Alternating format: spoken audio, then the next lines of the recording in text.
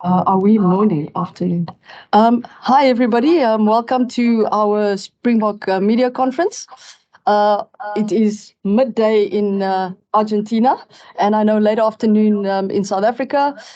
We don't really have any local media here, so it's actually really good for the South African media. Everybody's online. So if I can please ask, just ask your questions, lift your hand, and then we can get straight into it. And if I can, please ask, guys, can we just ask one question so that we can give as many people a chance to ask?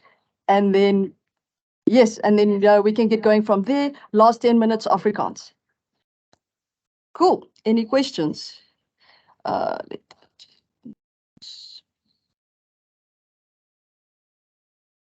Jan?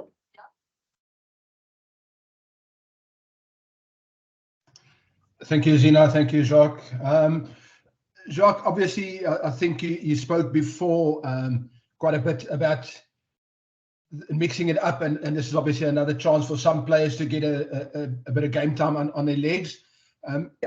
What exactly are you expecting from Argentina in this game? I know you always want to win, and we've heard a lot about, like I say, about the game time that's needed. What are you expecting for Argentina, and how do you hope your team response will be? Sorry, Jan, expecting from them in terms from a selection point of view or rugby point of view? No, from opposition, from a game point of view. Okay. Yes, now I expect pretty much what we got at Ellis Park, but probably just times 10. In terms of the intensity and the emotion, that's what we expect. I said to the players yesterday that I think if we can think back at France against in Marseille, I think that's the hostility you'll probably feel on the weekend. So it's actually, I think, for this group, it's a great preparation for a World Cup. Probably it will be that hostile, that pressure environment for the players. So it's a great, I think it's a great opportunity for us to get a little bit of that. I think it's going to be it's going to be hectic in there. Last year it was, and I think even, it depends on who they select, but I know Creevy is on 99 tests, and he will be the first Argentinian to get to a century. So if he is selected, there will be lots of emotions. Ashfaq? Thanks, Zina. Hi, Jacques. Hi, Gerard. Geluk, Gerard, for you. Jacques, just in terms of the loose trio there, Deon Fourie starting at open side flank, obviously a big game for him, but also for South, a lot of people still feel he's more of a number 5 lock. He had some good games at blindside last season, but maybe perhaps not quite at that same level this year. What do you want to see from the two of them? No, just what we saw. Obviously, ourselves, let's start with Deon. I think what Deon gave to us in that this Australian test match that he played when he came off the bench, I think, I mean, the intensity and what he brought to the Stormers and what he did for us last year on the end of year tour. I think if Deon brings that, we will be happy. And obviously, that's why we select him, to bring the Deon Fourie part that we see week in, week out. And then in terms of South, yes, I mean, if you think about, I hear you in terms of South has only played one game for us, or Franco has only played one game for us this year, and that was the one in New Zealand. And I think we didn't do that.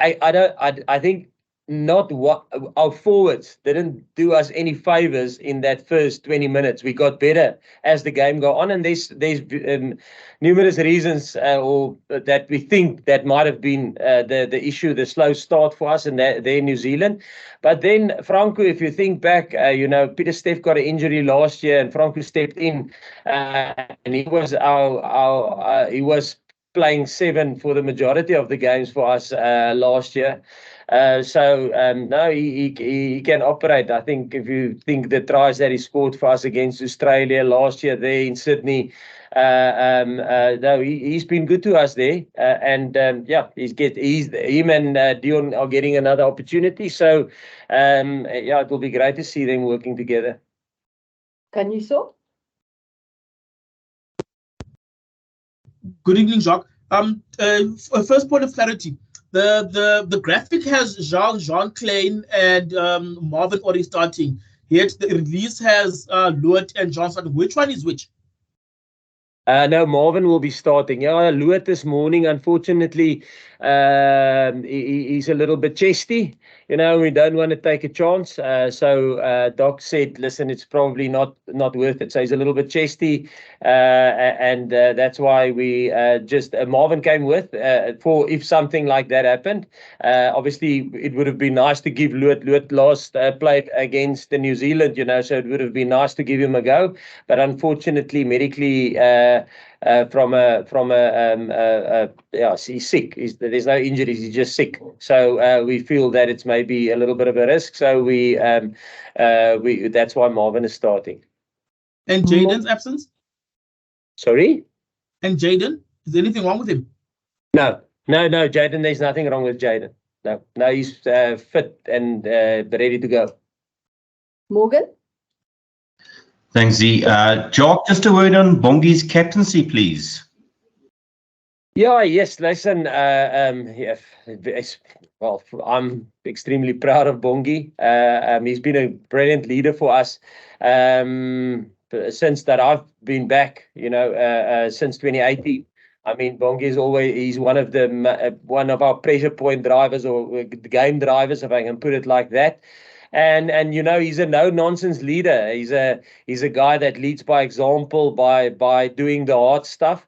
He's not a guy. He doesn't mince his words. You know, he's a straight shooter, and he's a guy that demands respect. You know, people. You know, I always say sometimes when people walk into a room and you sit with your elbows on the table, you take your elbows off and sit up straight. He's almost that guy. He's got that nice aura around him.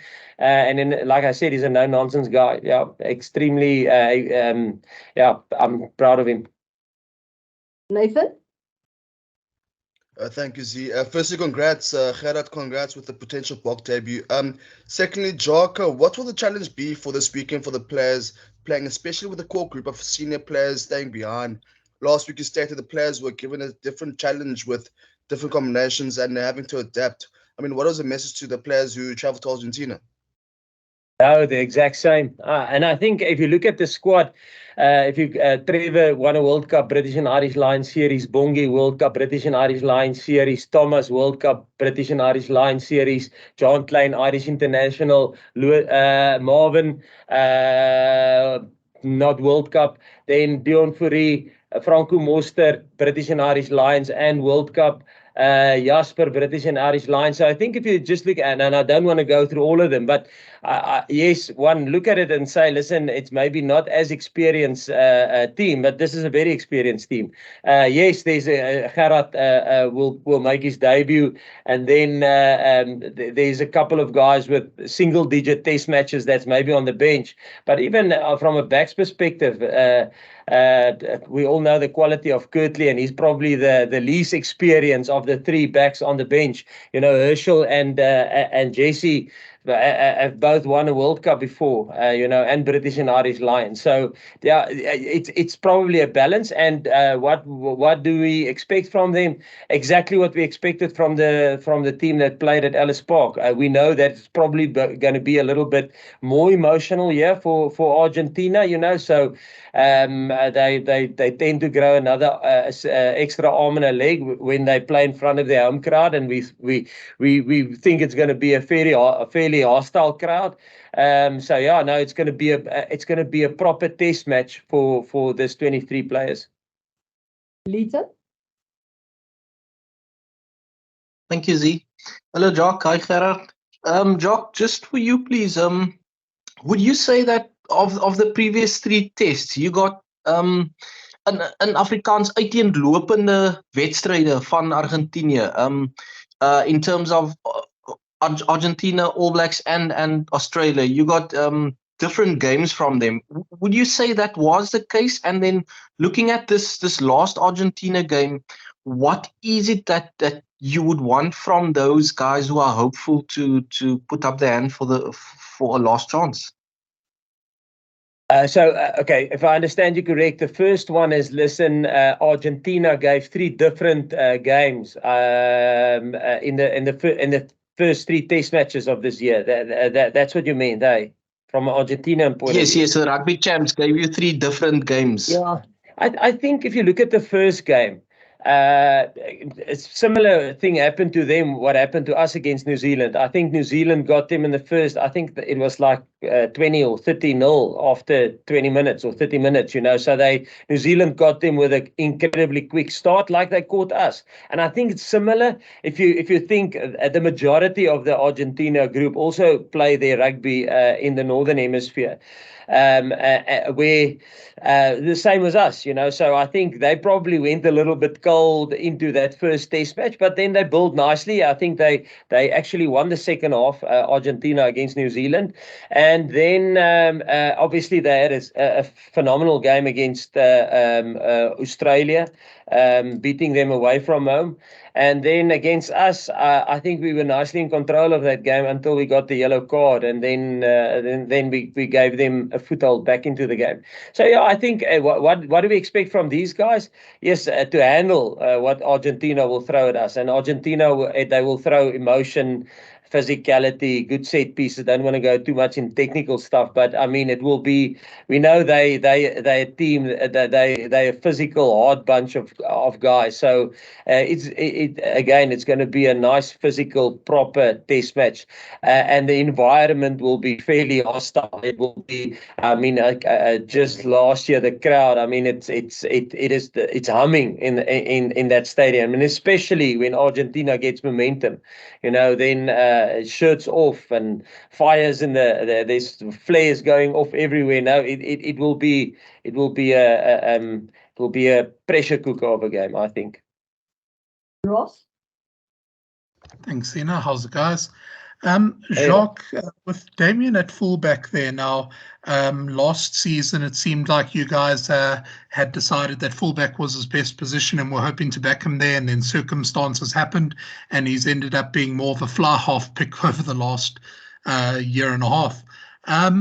Do you feel that this is sort of his best position, and is that the position you want him to go in from now on? Obviously, Villy's done great in his experience helping Marnie, but do you think that Marnie and Damian will be a great sort of connection there? No, I think firstly in terms of Damian, Damian is a quality rugby player. He can play 10, he can play 12, and he can play 15. It's almost like Frans Steyn back in the day when he was 19 or 20. There's this big debate: was he actually a flyer, or is he actually better at fullback? Is he better at 12? So 2011 World Cup he played 12 fast. 27 World Cup he played 15, and he played flyer for his club. So I think that's literally what Damian Willemse can do. He's a quality rugby player, and wherever you pick him, he will be world class. So I think, and Damian is a type of guy that wherever you need me, wherever the team needs me, not you, the team, he slots in. If it's fullback, it's fullback. If it's wing, like against Italy last year. Wherever you need me, and I mean, it doesn't matter what position he goes into, he creates magic there. So I won't say for me there's 50. Is it 15? Is it 10? Is it 12? I mean, he's world class. Doesn't matter where you put him, and he's that type of guy that you want on the field, But in saying that, obviously we've got a certain way that we want to do things, and Damian is a guy that slots in wherever the team needs him. But it will be a lekker to see him and Marnie connecting this weekend again, yeah. Percy?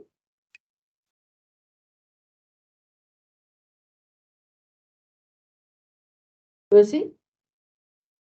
I think Percy had a problem with his mobile device, but he had a question in the chat panel. Gerard, what do you feel? How do you feel about making your debut? Ja, ek dink is hoe kan ek sê, is nie 'n gevoel wat mens regtig kan beskryf nie. Ek dink dit nog jouself regtig by my ingesak nie, maar ek is baie opgewonde vir die geleentheid en hoop om dit met al twee hande aan te gryp. Jan? Thanks, Zina. Jacques, just a follow-up to one of my earlier questions. if you look, I know we spoke about the opportunities in game time, but are there any of these players that gets one last? I'm not expecting you to give names away, but are there any players that gets one last chance to stake a claim for a World Cup selection, given that the team is being announced on Tuesday? No, I think they get an opportunity. And obviously it is the last game before the squad gets announced next week. So obviously that it is the last opportunity, and they're probably fortunate in the fact that they get an opportunity to play this weekend. But there's not two. I also said to them on Monday, I said, listen, there's not two squads, and I said it to the group that played against them at Ellis Park. It's one squad. It's one squad of what are we, 42 players, and we have given 38 players opportunity in the course of the 4 games that we had in the Rugby Championship. And that's so our focus was obviously firstly to win the Rugby Championship, and I think we let ourselves down probably in 20 minutes of the rugby that we played, and that's the first 20 minutes of that All Black game. And probably the lesson out of that is, if you are not on song from minute 1, even going into the World Cup, I mean, 120-minute poor or a lack of intent, and you're out of Rugby Championship. But the other side of it, we wanted to spread the game minutes again. The difference between us and the other Southern Hemisphere players, maybe Argentina is a little bit different, is that their competition goes straight up to, or goes up to 2 weeks before the start of Rugby Championship, where our competitions, especially all our guys are probably Northern Hemisphere, they probably finished a month, 6 weeks, some of them 8 weeks before Rugby Championship starts. So we didn't want to go into the Rugby World Cup with players that are cold, and not rugby ready. So for us, it was a balancing act between performing and winning the Rugby Championship, but also creating squad depth, having a squad that's rugby ready, not having a player that if there's an injury, that he hasn't played any rugby since 12 weeks now. We think we're 4 weeks now in the Rugby Championship, and some of them haven't played 8 weeks before Rugby Championship started. So you don't want guys not playing any rugby 3 months ago. So that was the balancing act for us. So there's no guns against the heads of anybody. Not last week, where it was their last opportunity, and not this week, where we can say it's their last opportunity. It's just because we want to manage the load and get everybody rugby ready. Some guys had an opportunity last week, and some is getting opportunity this week. And obviously then the selection will happen after the test match. Ken? Thanks, Sina. How's it, Jacques? Again. Congratulations, Gerard. Gerard, at the end of URC, what were your kind of plans for July, August? How big of a surprise was it for you that you were called up to the Springbok squad? I mean, obviously you're a very talented player, but were you surprised, that it's come so quickly? No, definitely. I think I've always thought in my mind, maybe next year. And when I got the phone call, I was on holiday in Dulstrom, busy fishing. And I mean, your opportunities come at different times. You can't. It's not how can I say, a perfect world. When you get the opportunity, you have to use it. You can't say, now I'm going to wait till it happens on the right time. Sim? Hi guys, can you hear me? Yep. Yes. Okay, no, that's cool. My question is for Jacques. I'm just looking at the 4 players who haven't been able to play just yet. Obviously, the situation with Sia and Andre has been explained. And I guess Elton, because he came into the squad as cover, maybe that's kind of explained too. Just looking at someone like Jaden, particularly with your explanation about not wanting anyone who hasn't played rugby in such a long time not to have had a chance to play. Should we be reading anything into him not being able to stake a claim, as it were, ahead of the of the announcement? Yeah, no, listen, the thing around Jaden, he probably would have played if it wasn't for the unfortunate family tragedy that happened with their family. But like I said, the plan and how we plotted it out in terms of who's going to play where, when, was explained to the squad when we started, and we said there might be adjustments if there's injuries, there might be adjustments if there's maybe a loss of form or stuff like that. But it was plotted out way in advance. So yes, and but Jaden is a guy. Obviously, it's a little bit easier for us to make a decision on Jaden because we know him. We know what he can do. We see him at training. We know what he did for us last year. I mean, Faf got concussed. His first probably big game was against the All Blacks in Mbombela, you know, and he was a 9 that with very little test experience could help a pack and drive them forward to get a good result against New Zealand. So we know what is in Jaden. So no, I don't think there's anything you must read into that. It was just unfortunate, you know. We wanted to give Kobus another go this weekend, and we also wanted to give Herschel a go. And this is Herschel's opportunity. Herschel's first opportunity is in this game. And like I mentioned, Jaden would have probably got an opportunity a little bit earlier, but things just unfortunately due to circumstances, very tragic circumstances out of our control, it just happened that way. But don't read anything into it. Thanks, Jacques. Thanks, Zina. Jacques, just you said a lot about making sure everybody gets game time. Joseph Dweba is also another case in point. You know, we know Malcolm and Mbongi is the top 2 hookers there, but you know, one injury and then Joseph could be starting a Rugby World Cup match. Are you a bit worried about his amount of game time? Will we see him earlier on the pitch in Buenos Aires? And then just a quick one for Gerard. Gerard, wat verwag jy na eerste scrum, jong? Wat gaan gebeur? Ja, gaan jy? Ja, hoe kan ek sê, sal maar net doen wat mens doen. Daar's niks anders om te doen nie. Ek meen die bokke se skram is verseker die beste in die wêreld, so maar net seker maak dat ek my deel bring aan. Yeah, Ashfaq, in terms of Joseph, yeah, yes, at least we got minutes into him. I think if you look at some teams currently, if you look at their third hookers, they probably on less minutes than Joseph. So yes, it is just the way it is, you know. Bongi getting a big majority of the games, or a majority of the game, and Malcolm got a majority of the game, but Joseph had a little bit of minutes. Obviously, with 4 games, and you have three hookers and maybe Brana Dion Fourie standing in as maybe a 4th one. I mean, it's tough to we tried and manage it as best we can. But like I say, I think there's a lot of, if you look at other teams, there's a lot of them that their third hookers had no minutes.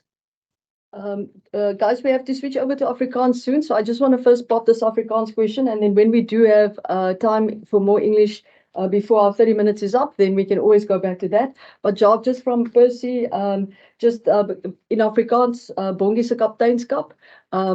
Ja, net 'n bietjie daaroor asseblief. Ja, yes, Bongi, baie trots op Bongi. En veral hy's 'n baie goeie leier vir ons al van die begin af, soos ek al van tevore gesê het. Luister, in ons span is daar's 'n kaptein, yes, maar daar's 'n klomp ander leiers wat ons game drivers noem, wat verantwoordelikhede het in die wedstryd. Jy weet, en Bongi is altyd uitstaande in sy afdeling wat hy moet dryf. Jy weet, so hy was hy van vroeg af al baie goeie potensiaal getoon in terme van leierskap. Nie potensiaal nie, hy was net 'n goeie leier. So baie trots op hom, en ja, Bongi is 'n tipe leier in my opinie wat dinge doen. Jy weet, so hy mense volg hom omdat hy hy sê nie 'n ding en doen 'n ander ding nie. Hy sê dis wat hy gaan doen en dan doen hy dit. En ek dink dis hoekom mense hom volg, want hy's 'n straight up ou wat vir jou sê wat hy gaan bring en dan stel hy jou nooit teleur met dit nie. So ja, baie trots op hom. Kobus? Dankie Zina. Jacques, ek wil graag vir jou vra, wanneer het Gerard by julle op die radar verskyn en wat is dit wat julle van hom hou? Ja, soos ek gesê het, ons in die, hoe kan ek sê, van na die einde van die jaar toe af, ons praat altyd van roadmaps en ons het daar seker 90 ouens wat ons volg en dan elke week, so as hulle 'n wedstryd speel, dan kyk ons verskillende coaches na hulle aksies in die URC. So Gerard was op ons radar al, hy weet nie eers daarvan nie, maar wat ons om dophou en dan het ons maar 'n pecking order, hoe ons sien ouens perform, jy weet. So dis maklik vir ons as jy roadmaps doen op Gerard se spel. Dis maklik vir ons om 'n ou dan net in te trek want ons sien mos wat hy doen. Ons het 'n goeie idee wat die Bulls coach en hoe hulle werk deur die aksies wat hulle vir ons gee. Daar's goeie kommunikasie tussen Andy van 'n S&C point of view en Andre wat by die Bulls is. So ons weet presies wat aangaan, nie net met Gerard nie, maar met die ander ouens wat ons ook volg. Ja, ek het persoonlik nie vir Gerard geken nie, soos op persoonlike hoe nie. Ek het hom ontmoet toe hy by ons ingekom het, maar die karakter wat beskryf is vir ons, is 'n ou wat ons gedink het goed in die span sal inpas, jy weet, en in terme van, ek kan nie net, soos ek na sy games kyk ek het obviously met 'n defense oogpunt, want dis my afdeling, en Gerard vir my is 'n ou wat nie bang is om 'n goeie tackle te maak nie, hy's 'n baie harder werker, hy's 'n baie atletiese stit, as jy in my opinie, in die klein deeltjie wat ek moet na kyk. So, toe ons vir Gerard inbring, het ek geweet, die defense deel, ek hoef nie te worry daaroor nie, ek het al 500 van sy tackles gesien, en hy's okay daarin. Lieten? Dankie Zee. Gerard, kon jy daarom 'n paar visse vang terwyl jy op vakansie was voor die bokke jou ingekatrol het, of moes jy maar vinnig alles oppak? Ja nee, as jy daai oproep kry dan word dit nie meer regtig oor of die visse byt of nie, maar ek het daarom 'n paar gevang gekry. Percy, you've asked 2 questions, so I'm just going to pop by to Kaniso quickly and then Ken, and then I think we should almost be up for time, guys. So Kaniso? Thank you very much, Zina. Jacques, just take us through what you are looking for from Mbongi from a leadership perspective. You've often explained that you do have a lot of leaders in the camp, but from a captaincy perspective, he does come across as quite a left field choice.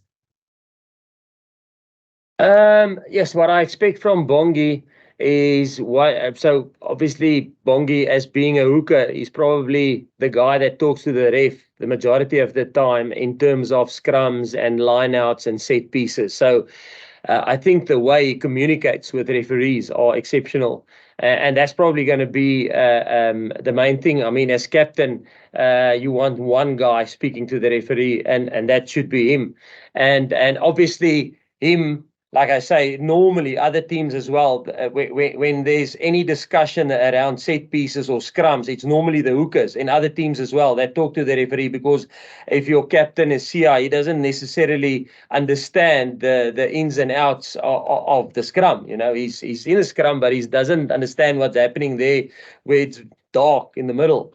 So that it's common that hookers talk to referees regarding the scrum, or sometimes it will be one of the props, but it differs from team to team. In our team, it's the hooker. So I think Bongi must do what he normally do when he speaks to the referee, and he will be our voice and communication with the referee, and he does it well. He must just do what he normally does. And then from a playing perspective, Bongi must just do what Bongi does. He's a no-nonsense guy. Like I say, listen, if during the build-up during the week, if he gives you his word that he will sort this out. He will sort it out in the game. So yeah, it might seem from the outside it's left field, but I promise you, if you talk to anybody inside the team, it's not a left field choice. Ken, was that a question or was your hands raised from earlier? Okay. From earlier, Zina. Sorry, I've loaded. Sorry. Cool. Mott? Good afternoon, everybody. Hello, Jacques. Hello, Gerard. My question is to you, head coach.